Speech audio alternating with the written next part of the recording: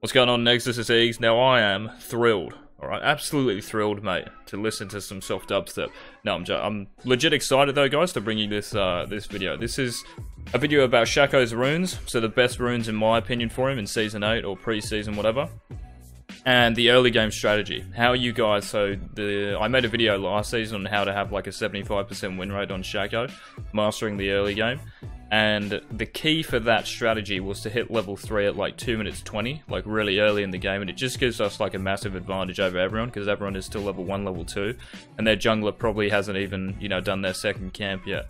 So when we hit level 3 with blue and red, right, that's when we put the pressure on, mate. And I've just found the rune page that just complements that really, really well, so I want to share it with you guys. Now, what I was running before on Shaco, which I think is important to let you guys know, this was it. So I know that this is probably like the most standard Dark Harvest page for most players who are playing Shaco. So obviously Dark Harvest, Sudden Impact. I don't really need to go through this, it's all pretty standard. You guys know what to run, I think, by now. Eyeball Collection, Relentless Hunter. And then we had Sorcery here, so Absolute Focus and Scorch. So pretty standard, and this was orientated around farming. Yeah, because Dark Harvest for me, like, your playstyle should really dictate what rune you run. So if you're more of a farm heavy Shaco, obviously you probably want to go Dark Harvest. If you're more of a gank heavy, early game pressure and shit, you want to go Electrocute. It just gives you a lot more potency, if that makes sense. So it just makes you more of a threat around the map when you go Electrocute. A bit like Pokemon Kha'Zix with Ignite Top. Now, so that's the page we were running before, okay?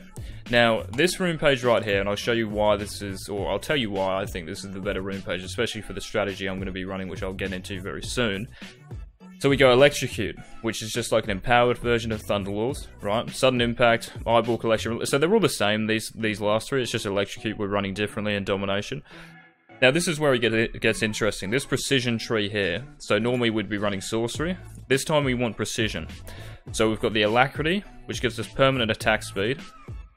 For every, okay, so it says here, every champion takedown, epic monster takedown, large monster kill, and minion kill.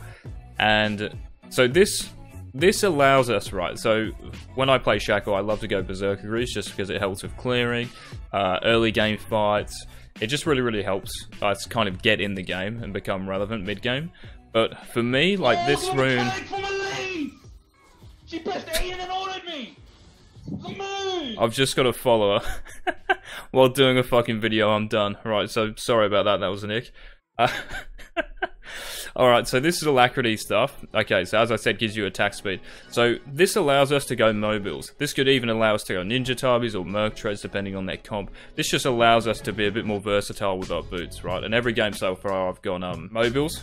Right, so we get around the map quicker, we can influence the map a bit more. In every game, I've actually done that. I've been in like 90% of the team's kills, right?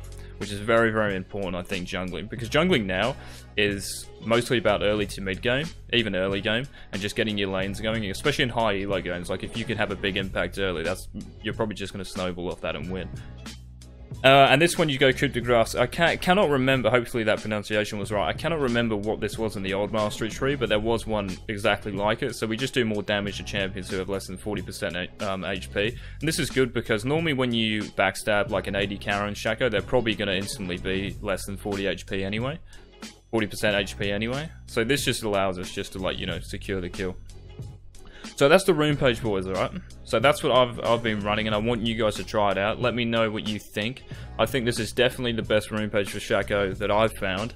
So yeah, let me know what you guys think. Like, do you agree? Do you think something should be changed? Do you think Dark Harvest is better? Even running this strategy that I'm about to show you, do you think Dark Harvest would be better? And yeah, just let me know. Alright, let's get into the strat. Hey guys, what's going on? Now I am playing with one hand at the moment, alright? So let's get into it. A bit like Pokemon Kha'Zix, mate. That's playing with one hand, or Nick on Udyr. Some of you will get that, some of you won't, but gaff. So yeah, what we're going to do, we're going to go to blue buff, right? So we're going to start blue buff, which is what we kind of did before in the other strategy. If you guys can remember the experience rune shit, where we put 3 boxes at walls and then did blue. This is pretty much, this is very similar, but we're going to get level 2. Hopefully this will work with one hand. There we go. So blue buff spawns at 130, put one box down at 30 seconds. It doesn't really matter where you put it, but what you want to do, you want to ping the entrances. Let me just put the mic down.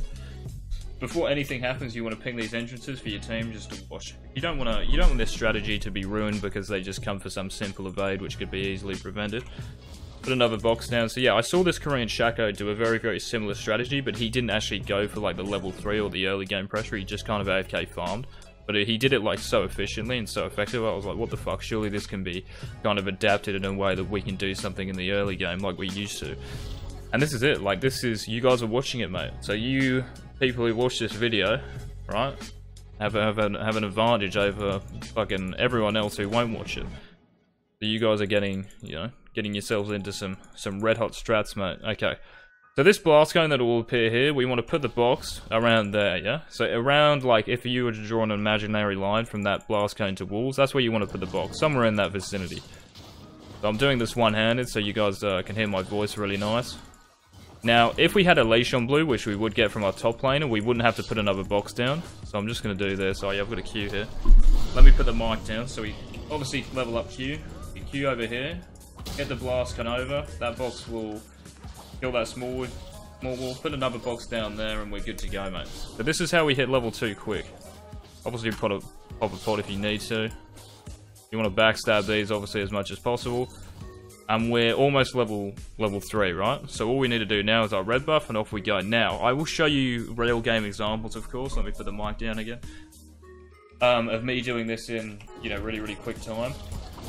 And getting level 3 off it. Now, I haven't actually got a kill yet doing this strategy, but it's exactly the same as the old strategy. And when using that old strategy, we hard carried most of every game because of our early game pressure.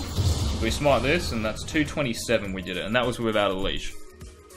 So after this, obviously you can look mid. It's mid lane shoving. You can go and invade that blue buff. Normally around 235. That's when like Lee Sins and Rek'Sais are probably on this buff or just about finishing it. So you can go and pressure them. You can even look bot side. Like they're probably not going to expect a gank at 230 from a level 3 Shaco. This is the advantage you guys have. Okay, this is the advantage you guys have. And it's like a window of opportunity on Shaco that just allows us to snowball. Because Shaco's a bit better this season. You can snowball a lot harder and you do more damage, etc. And especially with Electrocute. So this strategy with Electrocute, I think, is just perfect. Dark Harvest doesn't really give us anything early game, so this is what it is, mate. It's all about the early game and the pressure we're going to create, alright? And building a lead off that pressure, whether it be against their jungler, whether it be in a specific lane. And off that pressure, we should get fed and be able to carry, alright? Now I'm going to show you some real game examples. There's only 2, but boys, mate, like this is the strat, alright? You guys have got to run it. Alright guys, so that will probably do me. I'm probably just going to put the actual games in, the actual examples from the games with music over the top, and that will be it. Let me know what you guys think of this strategy, if you're going to use it. Like, this is exactly the same as the strategy last season, so it should work. But let me know what you guys think, how you guys go, whether you think it's, you know, whether you're hard carrying more games because of it. And also the runes. Like, are you noticing a difference in your runes with the alacrity shit? Alright boys, thanks for watching, and yeah, please give it a like. I wouldn't mind this video, you know, popping off. Actually, I mean, in saying that, I really wouldn't, because I don't want many people to know about it. I wanted to keep it to the demon jesters. But yeah, that sounded really fucking gim, so therefore it's time to go. Alright boys, enjoy the video, and peace. I wanna have the XP right. Like, I'm legit out at exactly the same time. What the fuck? Have I found the ghost strap? Oh my god, boys, I think I found it.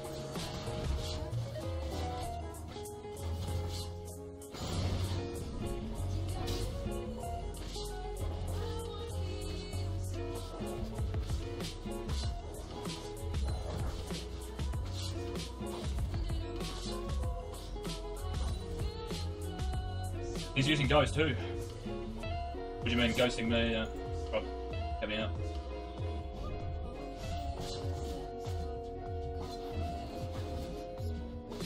That was actually the worst box placement I think I've ever fucking done. I don't know why I popped the pod then either.